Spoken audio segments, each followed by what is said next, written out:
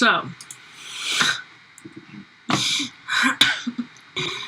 I was a dummy, and I did this entire video for an hour, and I was told that my microphone wasn't on, which is quite a problem. So I'm just gonna do it again, and hopefully I don't rant as much on this one. So sorry about that. Yeah. So pretty much, what I am doing is going through this new song that I'm working on, called Little Slump for now, with this artist named Nenci. We're doing 2 songs, and they're gonna come out in the summer, hopefully. And I wanted people to see the process of how I do it. See if you like it. So who knows? I don't know how to turn these messages off. So I'm gonna figure that out. But the whole first thing I want to do is just play the whole song through, without any of the new vocals that we recorded last night, just so you can hear them with what it is now, and then you can see what you added. So here we go.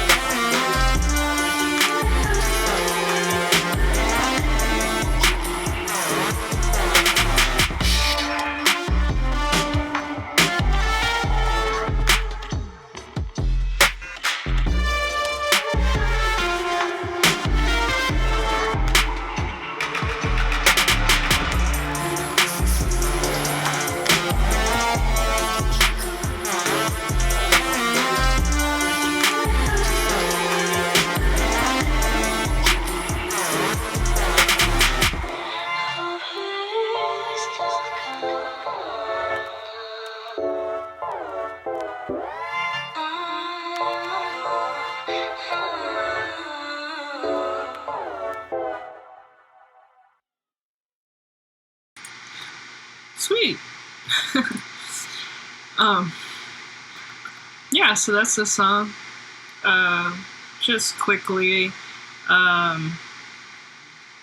so there were stems that were given to me by Jorge, who is my coworker at the different First Studios.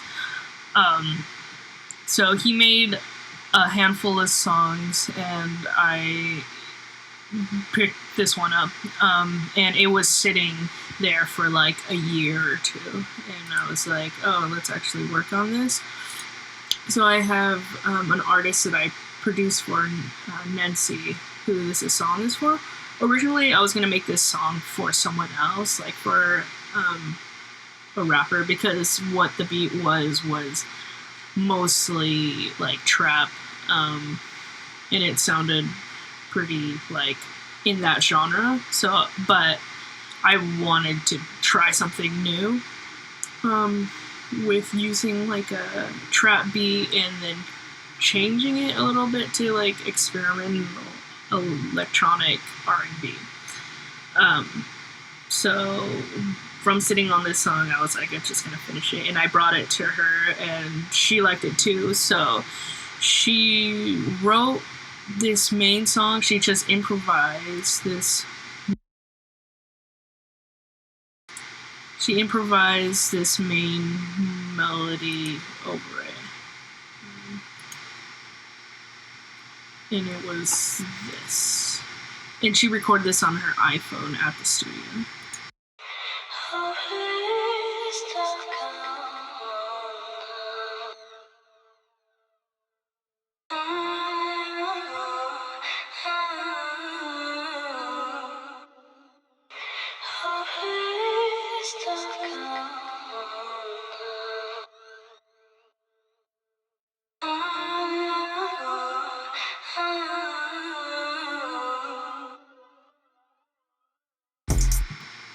Yeah.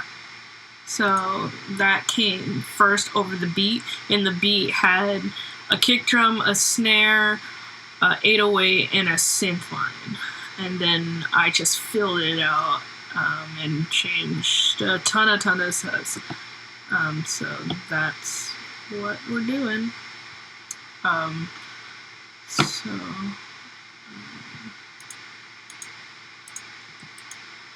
Let's see if I can solo save this.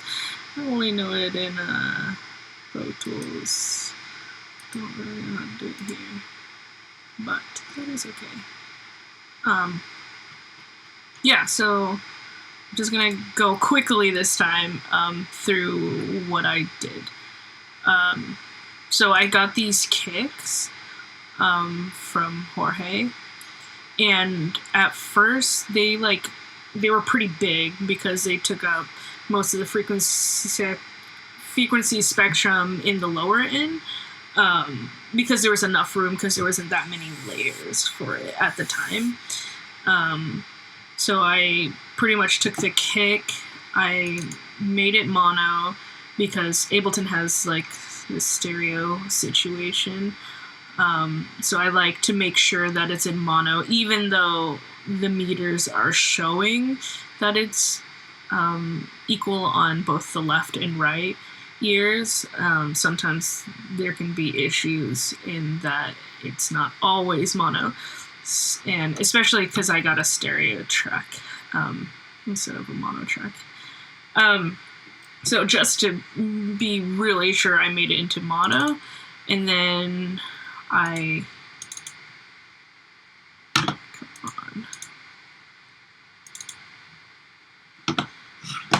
don't know why that's doing that. I EQ'd the low end out.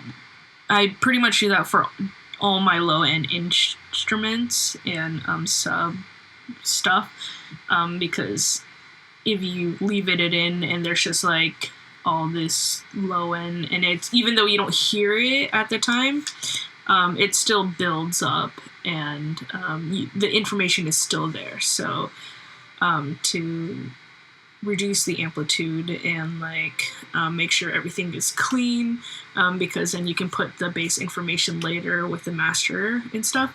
I take it out.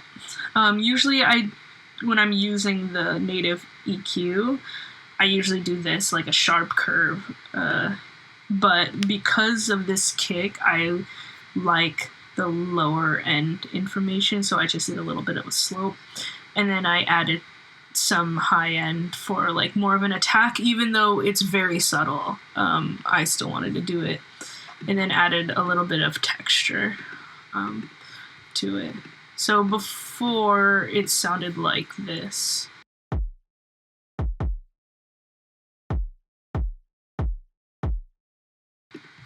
And then after, this is what I did.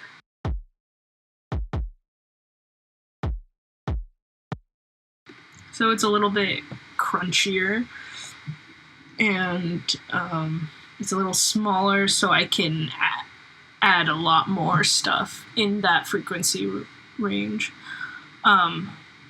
So I like stacking my samples because I watch Mr. Bill tutorials, and he always says to stack your samples, because if you want to make something unique, you should be doing layered samples to make it an original, your own sample. Even though you have to really watch out for phasing issues, I think it's really worth it in terms of like, if you want to make something that is truly your own, instead of like going on Splice and downloading something and doing nothing to it, and then you hear it in all these songs. I feel like all these little details of making sounds your own really make it. So that's just my opinion. So with this next kick, I cut out way more of the low end and brought up more of the mid highs, because it's more of like a unique kick element, so that when it's together, you can hear the unique kick element with like the still driving force of the low end of the original kick. So together it sounds like this.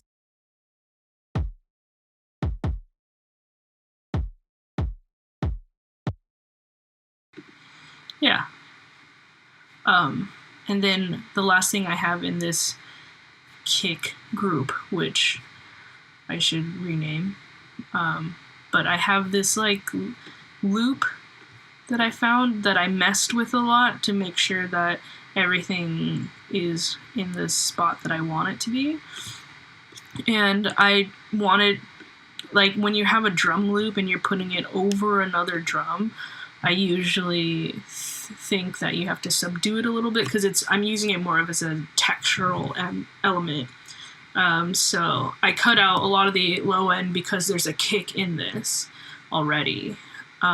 So I already just want that information from the other two kicks to act as that low end. And then this is more like it's going through a tape. So I subdued it a lot by cutting out the highs and cutting out the lows, so it's like a very rounded loop, because there's cymbals and kicks and snares in it. And then I put it in a room, and a thing that I like to do with drum loops, it's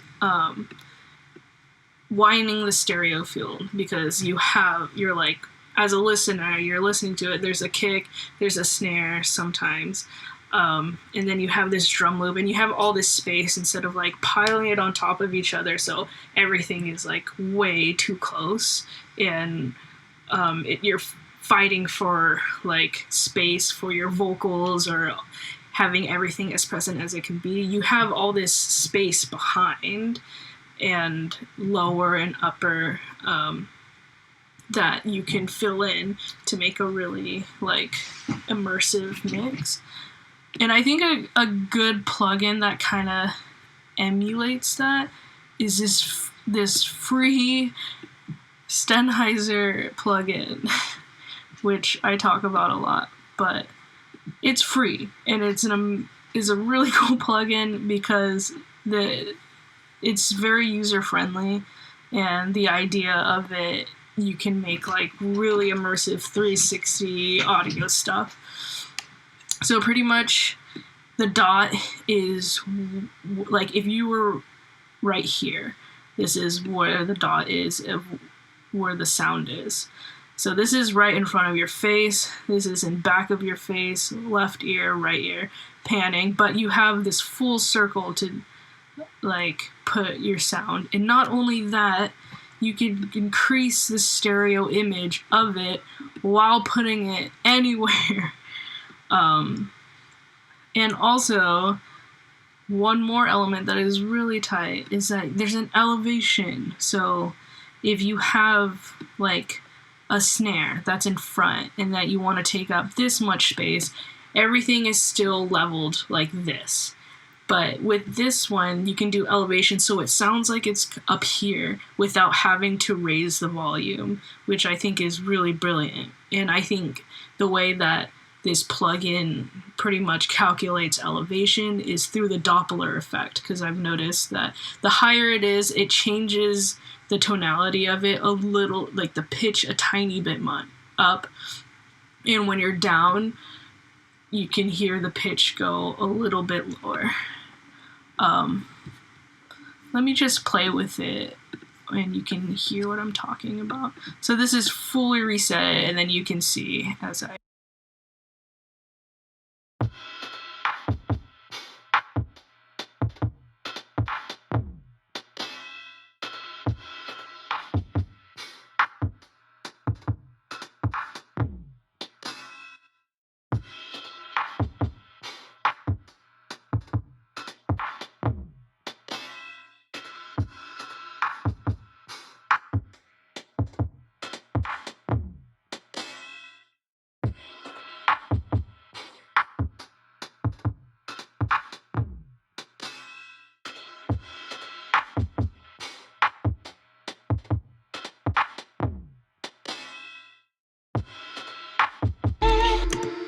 Yeah, pretty cool. And the reflections is just like if it's in a room, you have all these things. And I think clarity is kind of like a pre-delay situation. Anyways, really cool. The reason why I ranted about that is mostly to say that you have all this space in your this room or whatever space that you're putting this song in, and I think if you want something really big and ambient and kind of like airy, which is I'm trying to achieve with this song, is that it's kind of this dreamlike with a driving kick and snare trap element, is by using more of your stereo field instead of just in the center, left, right. Okay, I'm also using this as a way to bring texture, to bring more of a swing. So with that, I am sidechaining the kick and snare so that every time the kick and snare happens, this ducks to give more room. Everything's about giving more room.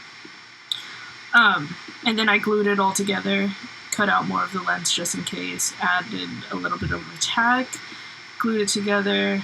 This is a great glue compressor. I think it's modeled after the SSL bus compressor.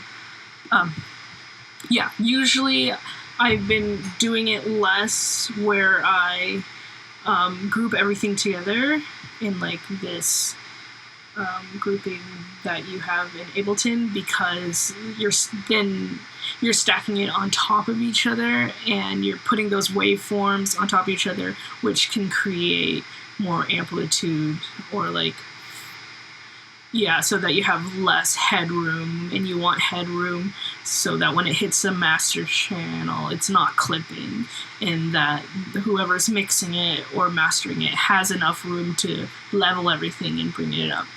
So I've been using these groups less and being more mindful of what you're actually trying to do. Yeah. I did kind of the same thing on the snare.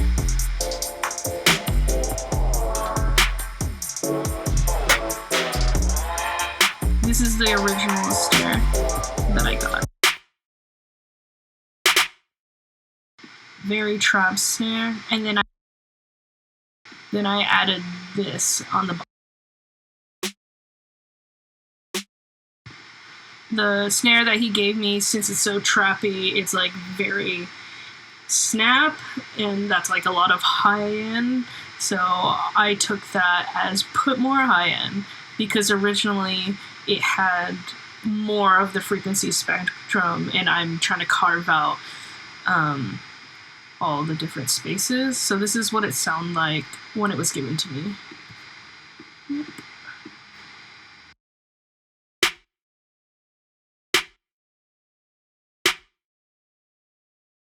Way different.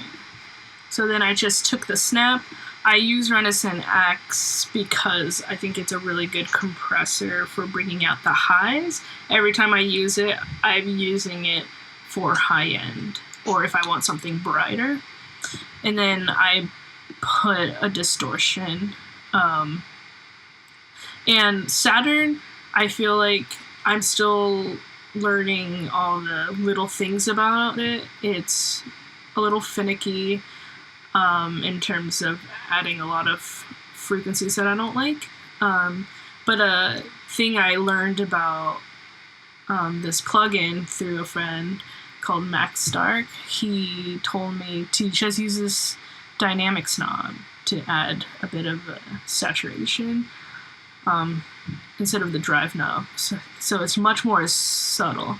And usually I would do less of the mix and not have it at 100. I would do it way lower and then like put it where I want it. But for this one, I thought it was okay. Oh yeah. So since the kick is right in the middle because I'm making it mono, and then I have these drums in the stereo sphere, and then I have the snare.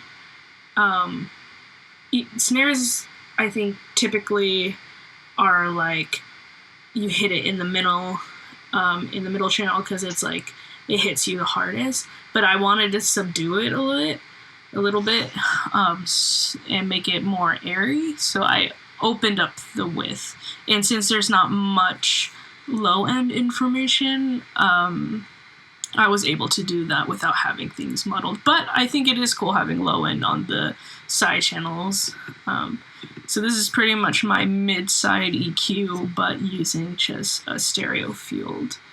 I put this 808 snare underneath the snare to put the driving force back, and I put it in the center without spreading the width, so that there is still that middle snap with the kick, but it's paired with all this space.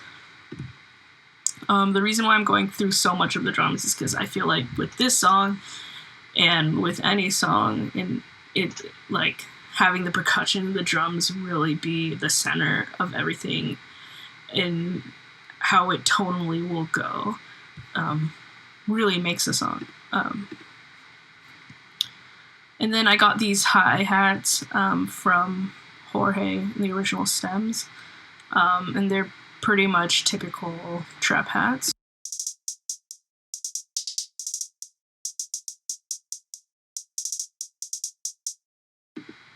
Yeah, cool. I didn't do much. Put it in a room, sidechain it to the kick and snare, EQ'd it a little bit. So I love risers and affected risers that are not just white noise risers. So a lot of the times I like making my own risers and using them as an effect rather than like, yes, I'm using it as like a transition to another section, but it's more of like a creative element rather than just, oh, something's gonna drop, you know? So with this one, I think I referenced another song that I did and used it as a riser and affected it with an echo, but also putting in auto pan, but doing a full phase so that it's like dipping up like up and down, so I don't have to automate it once. It has the pumping effect like a dance track, but it's still subtle enough that it's not like EDM. And this is what it sounds like.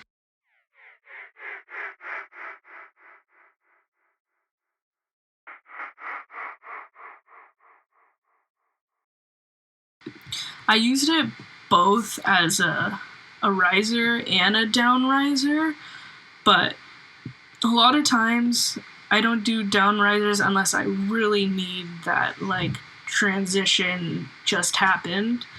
A lot of times when I'm already putting some sort of reverb or echo on a riser, the tail kind of acts as a down riser into the next section anyway. So for this one, I froze it, but you can see this is the tail, that the effects are still going, and I heard it as like the down riser is happening.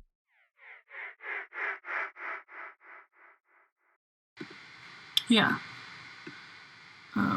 Most of this is just going to be focused on the drums.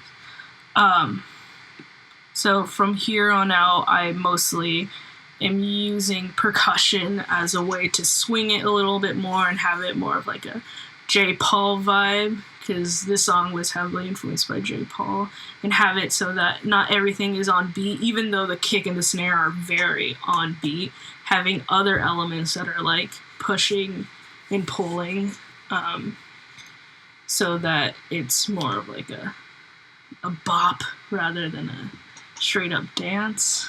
So a lot of times I use like higher end percussion, and for this one I use tambourines a lot. So sometimes I'll get a tambourine loop and cut out the individual transients and place them, and then take out the empty air that there could be any sort of signal going through, so that it's like it's acting kind of like a gate, but also it's like still very pumping. So this is what the tambourine sounds like.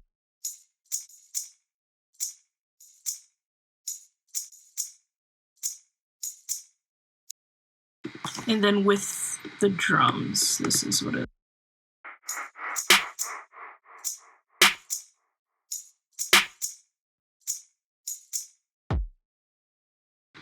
Yeah. Kind of just gives that nastiness.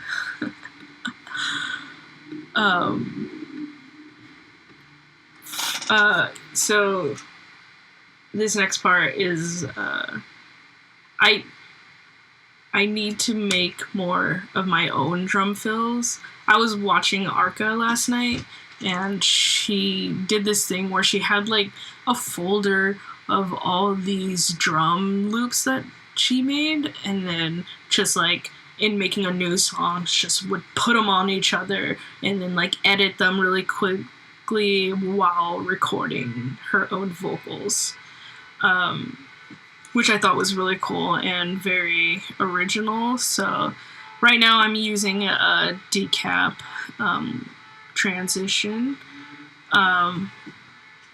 Whoa, there's a car honking outside. A decap transition because I thought it sounded really K-Tronada-y, and it sounds really cool. So this is what it sounds like. And then I used some of the snares from that hit just to layer with the other snares.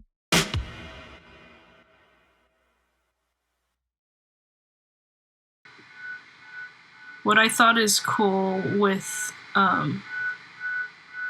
these snares is that when a snare has reverb on it and it's embedded in it, that you can edit it, and it's like you have a gate without having to do processing while playback, and you have like way more control during the silences. So with this one, I used it because I liked how reverb this snare is to be a layer, and then I can cut it accordingly That's why. And that's something I learned from my friend Anthony. He loves like embedded reverb percussion, and I think it just has you just pretty much take out the problem of having too much effects building up in your drums, since I feel like drums there's just so much going on. If you have all these plugins with tails and you have to automate each one to cut out at a certain time, I feel like the easier way, and the way that sounds better in my opinion, is to just embed it and then edit it from there. Because then you can also edit like so much more, like the pitch of the reverb and stuff like that.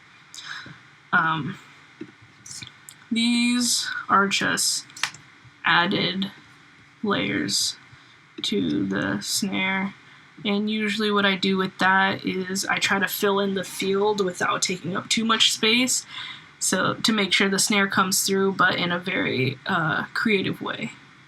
So this is what the added stuff sounds like.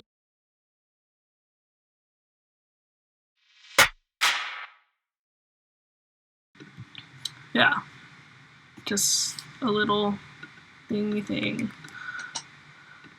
I added another tambourine to be more of a driving force, while the other one is so like wavy. This one is just holding it down, and I put it in a room. I'm usually, anything that's like a loop or is there for texture, I'm usually sidechaining it to the kick and snare so that there's enough space for the kick and snare to go through, and there's just more space in general. Yeah, so this is what the tambourine sounds like.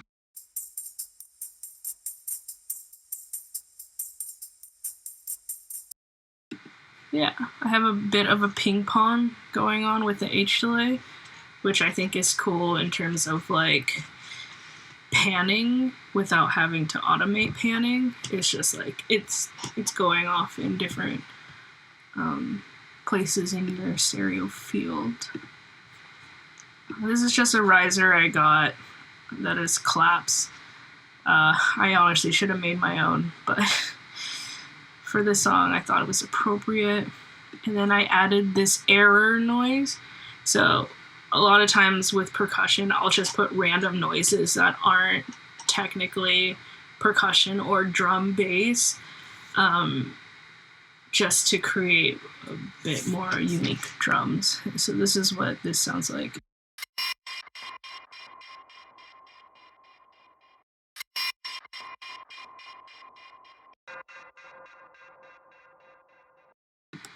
Yeah, for texture and stuff. And when certain things hit and I want it to really hit, I will usually turn off the speaker of all the other elements so that it just like really hits, instead of just flows into one of each other. This bass is a bass that I got from Jorge from the original, but I edited it a lot so it made more sense with the kick. Also, it's a pretty bouncy bass. I'm gonna unfreeze it because I wanted to make it mono to make sure that there's nothing gonna be wrong in the stereo field. I cut out the sub per usual, and then I sidechained it to the kick, so it's very glued. So my thing about our bass lately has been that I used to use it all the time because it's such a good bass plugin for bringing out the harmonics and making a bass really big.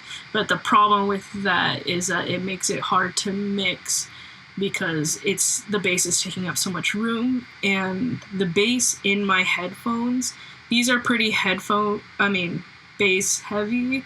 And for some reason, when I use our bass, it like sounds okay. But then when I go into a car, which is way better than these headphones, the bass is way too loud, even though my headphones are bass heavy. So I started not using our bass on individual tracks unless it really, really needs it. yeah. Most of the time you can achieve the bass that you want by allowing more headroom throughout all your tracks and using EQ and cutting out the low end that is making things muddy. And I feel like that's the best way to actually get a big bass and not just continually adding signal or frequencies. Yeah, so this is what the bass sounds like.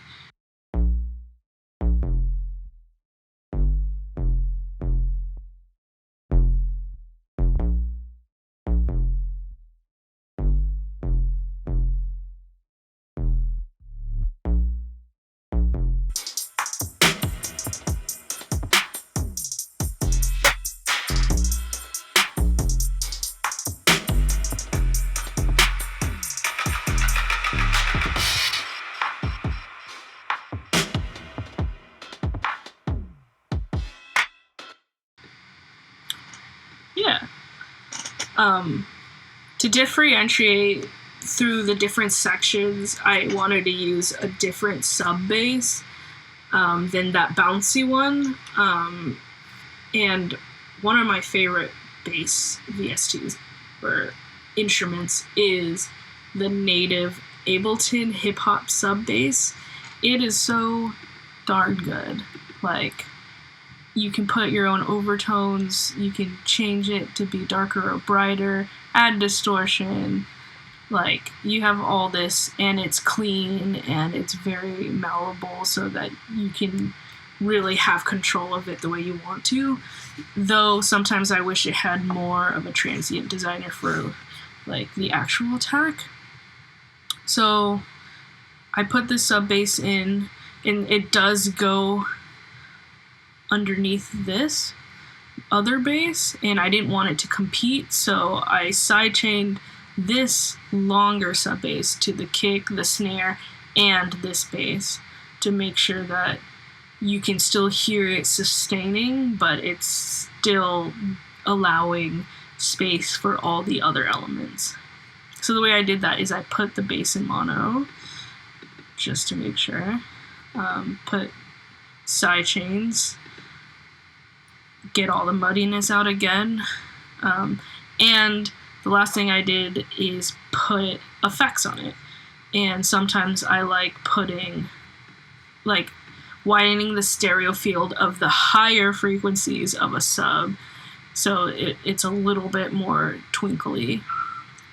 So I put Ubermod, which is one of my favorite plugins, in a phaser and a flanger. And that idea pretty much came from J. Paul and Kate Trinata. Yeah, so this is what it sounds like.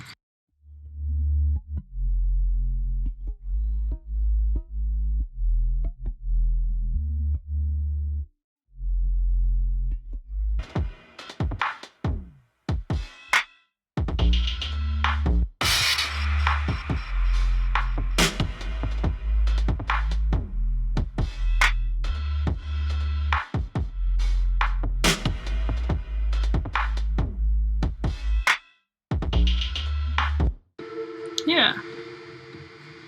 So, talking about the transient designer with the sub bass, so the way I saw to compromise with that is by putting a pluckier bass on the hits on top of this sub bass, so it has more of that attack. And that's what I did right here. It's just a bass pluck, and then I probably carved out more of the low end and just left the higher end. So it sounds like this together.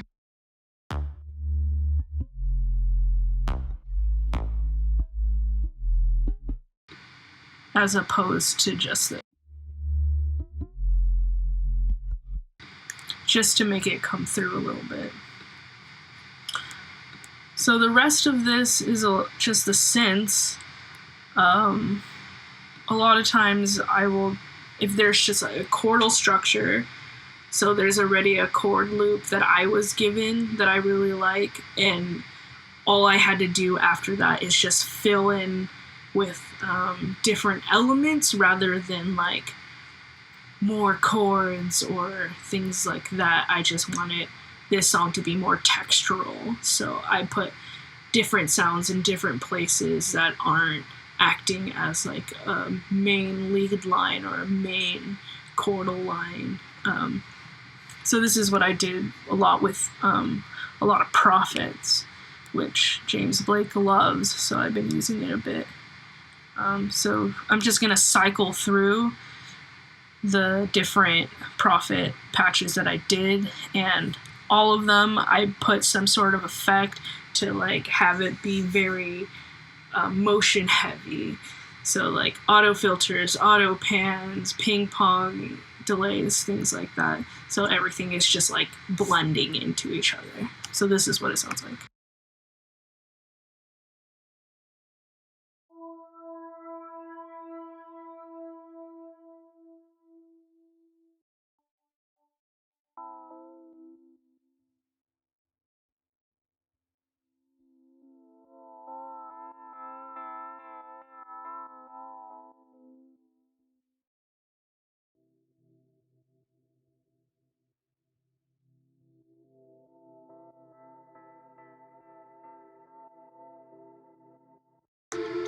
These two are the same, just one is an octave lower and has more of a reverb, and that's because when I also watch Arca, she does this thing where she takes like certain instruments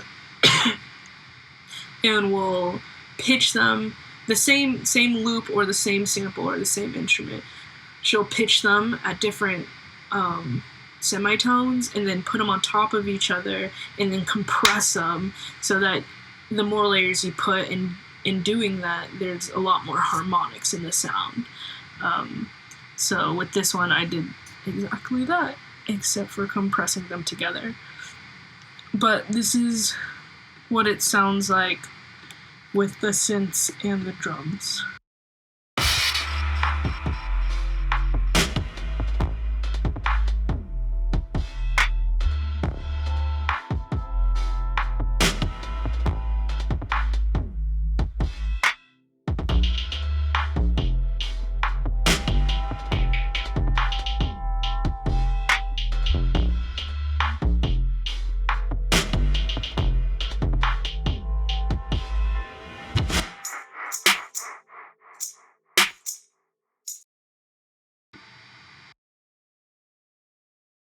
Yeah.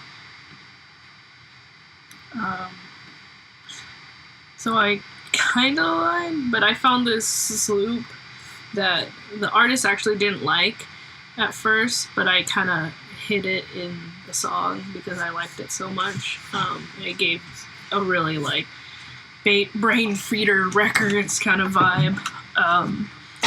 Is this loop that, since the song is very much in like major and it's upbeat, this kind of like subdued it a little bit and added a lot of minor to the song. And I just put it over the main synth, and I didn't do much.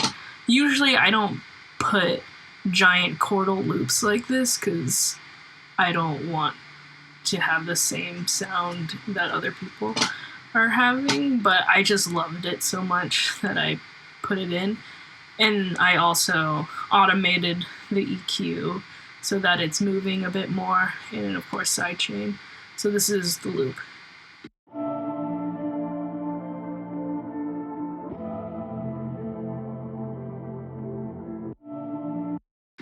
I also heavily pitched it because it was already embedded chords. I had to like really tweak them to have it work for the song.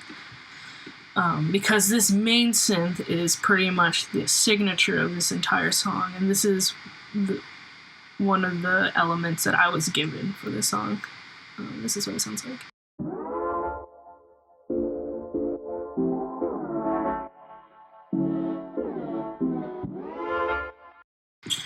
All I did was put a bit of effects and then cut them and pitch them at different times, like a typical hip-hop song where they'll have it low and then in the chorus or the verse they'll have it an octave higher. That's all I did to retain the hip-hop influence that originally was this song.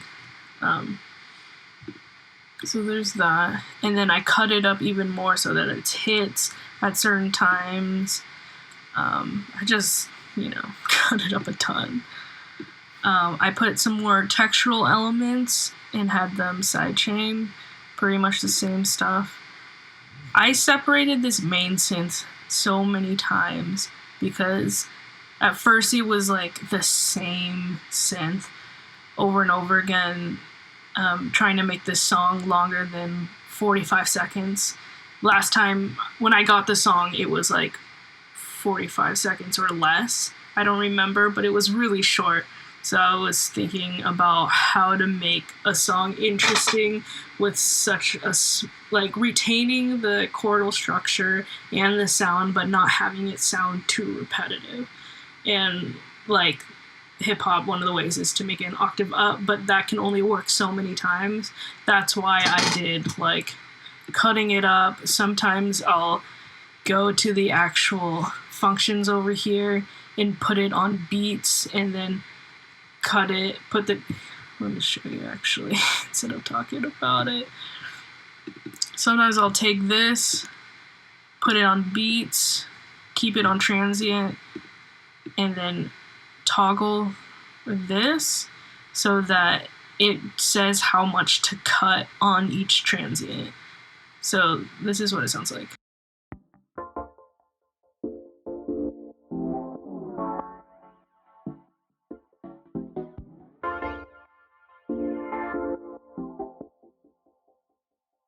So as I move it, it makes the sample shorter or longer, which is, I think, really cool if you're trying to change it up.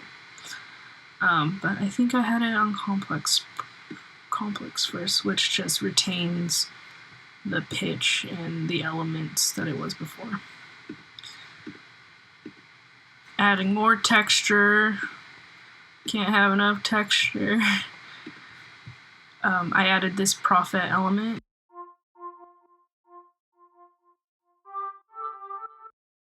Which I thought was cool because it really reminded me of the first Gorillaz album. And then I added this lead.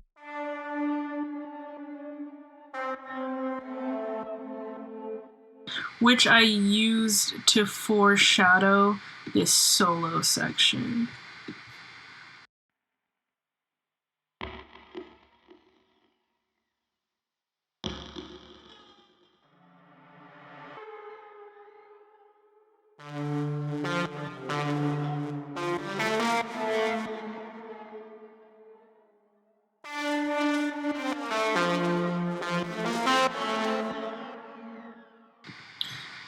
So I just did foreshadowing for this, and for this I put a lot of elements underneath the solo, and one of the coolest tricks I have found that my friend Max also told me is that using a reverb on a lead, and then putting some sort of distortion or saturation so that it distorts the reverb rather than just the original signal. So this is what it sounds like. This is what it sounds like originally.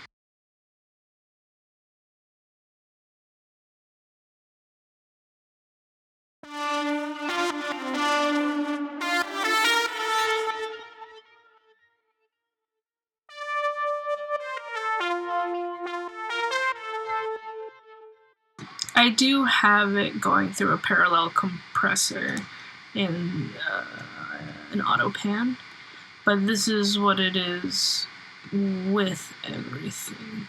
It just adds a bit more of a, I guess, modern feel, or whatever that means.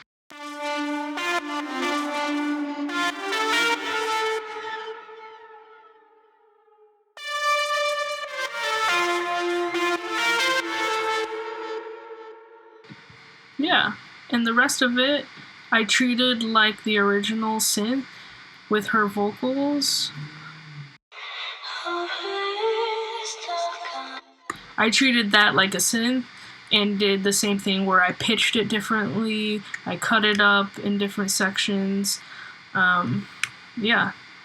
And then we recorded these vocals like 3 times. The first time was in this room with my mic and my Scarlett. The mic was an SM57, and I was surprised how good it was for these background vocals.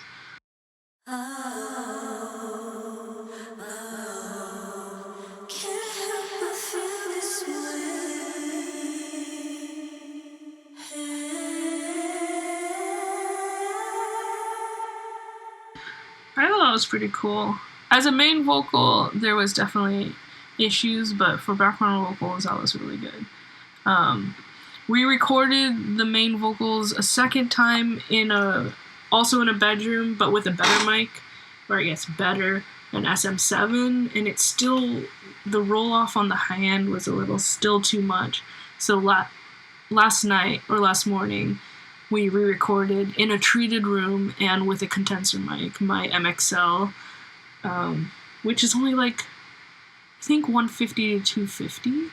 It was really cheap, and usually I don't use it that much because it's pretty cheap condenser. But for this song, it did pretty good. MXL 770. It's good for home recording, but it does pick up a lot as condensers do. It just wasn't, it's not very forgiving all the time, but in this context, I used it in a treated room, so it was, and with her voice, it sounded great. So we re-recorded these vocals yesterday. All I'm trying to say is, can't believe the way you moved underneath the moon. Let me feel the way you move.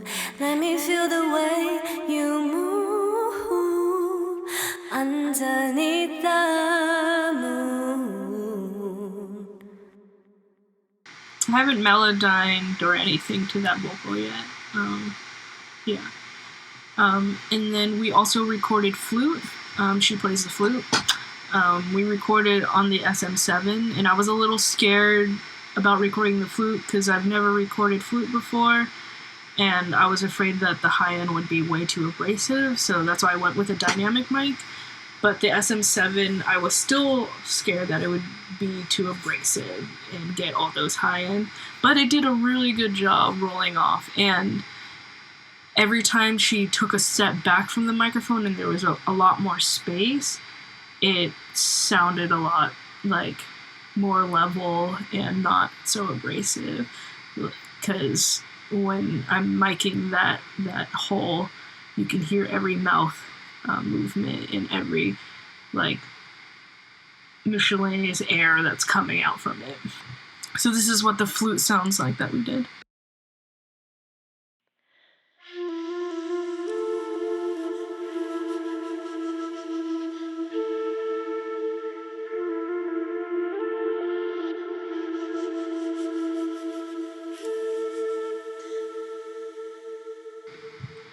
And to supplement that, I also did the trick, the reverb trick that everyone does, where you take the audio file, you reverse it. Here, let me do it actually. So I make a new audio. I take the audio. I reverse said audio. And then I take a reverb. And for now, I'll do a plate. Full mix, decay, and then I flatten it.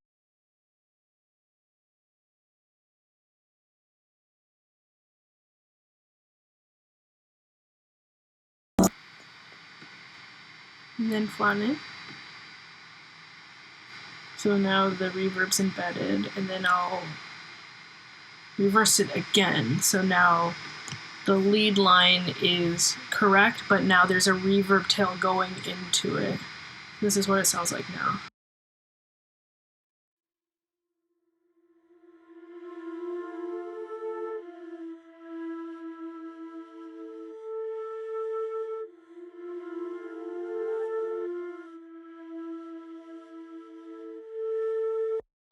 So it's a little trippy. So I put that right here. Originally, the artist was like, it's too much because I have so many elements going. So I just reduced it a lot, but it's still there. Yeah, so now all I have to do is edit the song, and then I'm bringing it in for mixing and mastering. Oh, and now the last thing is, usually when I'm producing, I put a fake master on the master chain so I can kind of get an idea of what it will sound like when it's mastered, so that I'm more mindful of the leveling that I have, the amount of headroom I have, the frequency spectrum, and I can see all of that and adjust in my production process before it goes into mixing and mastering. So the way I do that is I always make sure there's headroom on every track because it's really easy to clip when you're not mindful of that. I usually put a utility plug-in. I put the bass mono in case there's any other like lower frequencies that need to be captured and put in the middle for that driving force. And then I reduce it 6 decibels for more headroom. And then I use this multi-band compressor called Linear Phase, made by Waves. And I like it because it's really transparent. It's not going to put any color on your audio. At least I haven't noticed it putting any color on my audio. And I just have it so that it's tapping on on each frequency section. I usually use hard basic and then bring the gain down. Right now I didn't bring the gain down, but I usually zero all the gain and then adjust the EQ curve so it's more low-end boost and a high-end boost, which I think is very typical of American modern music. And also hard basic makes it so that it sections off the frequencies more equally in comparison to the other ones, but I also haven't played around with all the other ones much. But this is mostly just to push down a bit on your frequency spectrum and a little bit of EQ, and making sure when you're changing the EQ that you're not adding more phase issues. So then after that, I cut out the low end again because I boosted it right here, and I just put the vocals a little bit more present because I looked at the EQ curve and a lot of the frequencies in the vocal range weren't that present. But I might take it out. I don't know, with these new vocals, I haven't really looked at it. And then with a more surgical EQ, I will bring the Q all the way up as much as possible and then just search and find, kind of like this. You're going up, put the gain, and then you search what you like and you don't like, and then you bring it down a little bit. The larger cuts you put in the higher frequencies, you're going to hear more because the wavelengths are a lot smaller than the low end. So a lot of people say that when you're cutting, do it sharper and less when you're in your high ends, and then on your low ends do a bit of a bigger Q. And if you're boosting, also boost at a bigger Q, because then it's more of an overall thing than just poking up a frequency. So that's what I did here. But since this is on the master channel, I didn't open any of the lower Qs. I just wanted very specific frequencies.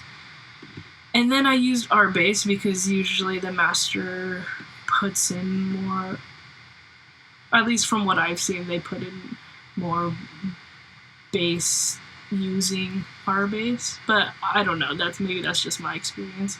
So I put 45 hertz, which is just putting back a little bit of sub overall, because I cut out all the sub bass, and instead of having all this like sub bass stacked on top of each other, competing and adding information that doesn't need to be there, I'm cutting all of it out so that the sub bass could be amplified at the end of everything, just a little bit more. That's why I put that there. And then I do my limiting. This is my fake master. When I give it to my mixer, I'm going to take all of this out.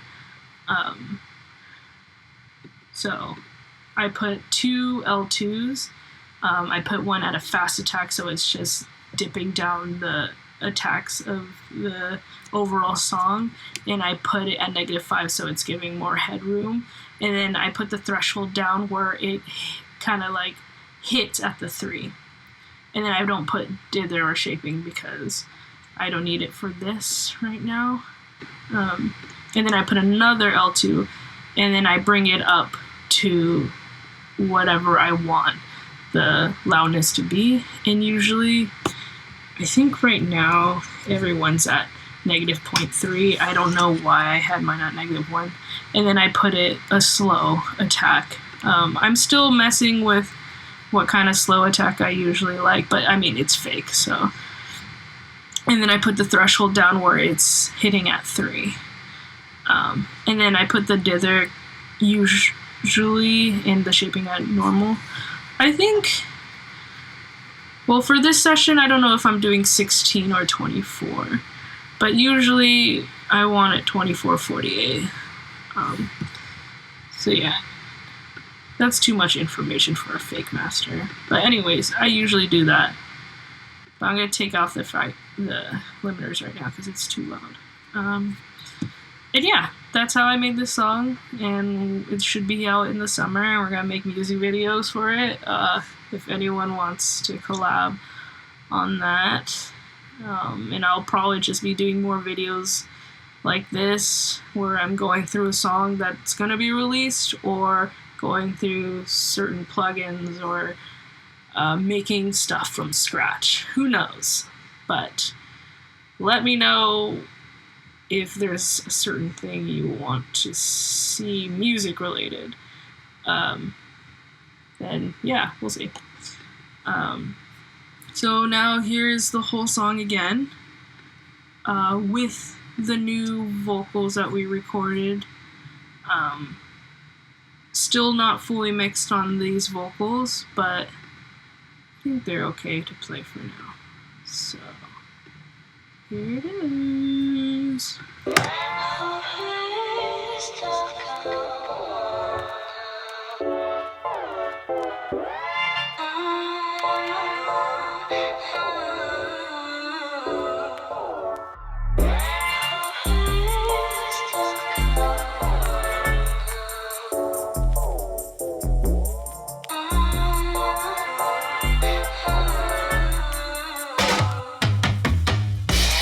All I'm trying to say is, can't believe the way you move underneath the moon. Let me feel the way you move. Let me feel the way you move underneath the moon.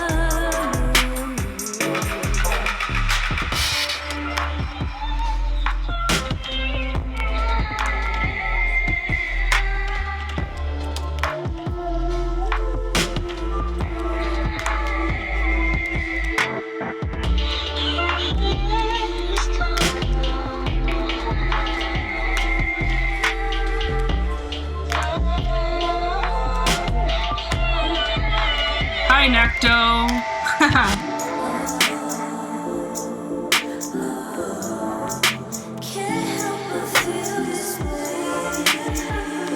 Thanks for tuning in. This is my first time.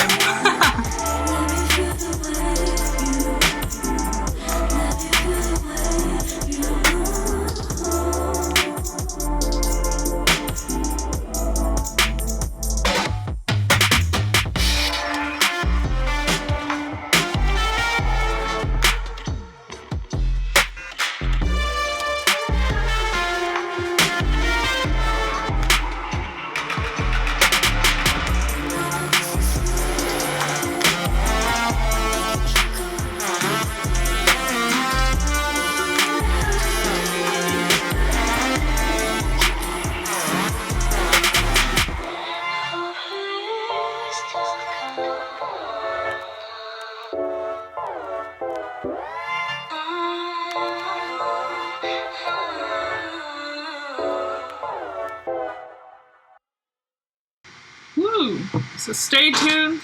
Thanks for watching.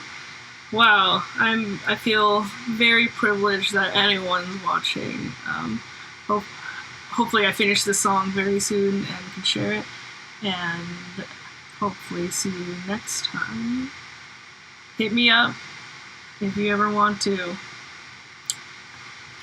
Love you guys.